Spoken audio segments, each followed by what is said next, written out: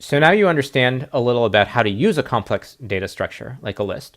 I want to talk some about how computers actually store data.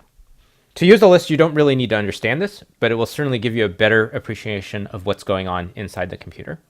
So in order to store data, you need two things. You need something that preserves state and can be in more than one state. 2 states is enough. And you need something that can read the state of that thing. So one way to think about that is to think about a light switch. So here we have a switch, we have our light bulb. Presumably it's also connected to some power source.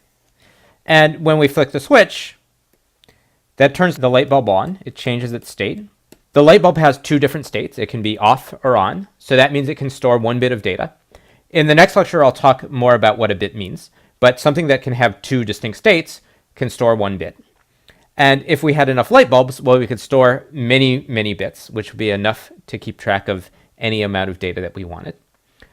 We don't need just something that can change state, though. We need something that can also sense the state. With a light bulb, well, that could be someone's eye. You can see if the light bulb is on or off, and then you know its state. You could have a light sensor that would do that if you wanted to make that automatic. The way computers store data is sort of like this, except for it's using much less energy and much less space than a light bulb to store the state of data. And it's not using a human eye, it's using sensing electrons or sensing magnetism to sense the state of something.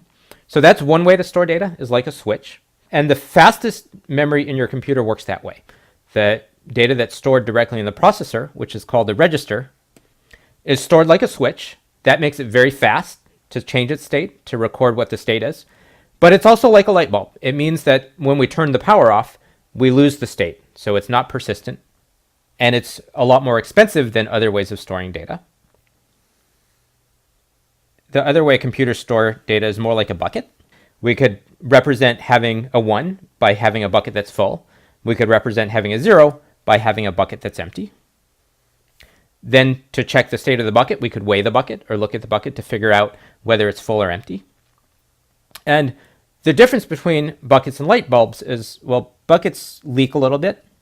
Water's falling out of the bucket, and they also evaporate. So if we want to store our data using a bucket, it won't last forever. Eventually, the bucket will evaporate, and we can't tell the difference between a 0 and a 1. And I should also point out that the amount of water in the bucket, well, we're going to have to decide some threshold where if it's above that threshold, we think that it represents a 1. If it's below that threshold, we think it represents a 0. We could certainly imagine having many more levels than just 2 in the bucket. For computing, it's almost always the case that we want to use a digital abstraction where everything only represents one of 2 things. That makes it less likely that we get it wrong. As the water evaporates, we know it's still a 1 until it gets really near the bottom. But when it gets near the bottom, there's going to be some left, and we want to know when it becomes a 0. When we're doing this with electrons, we don't call it a bucket, we call it a capacitor. The memory in your computer that works this way is called DRAM.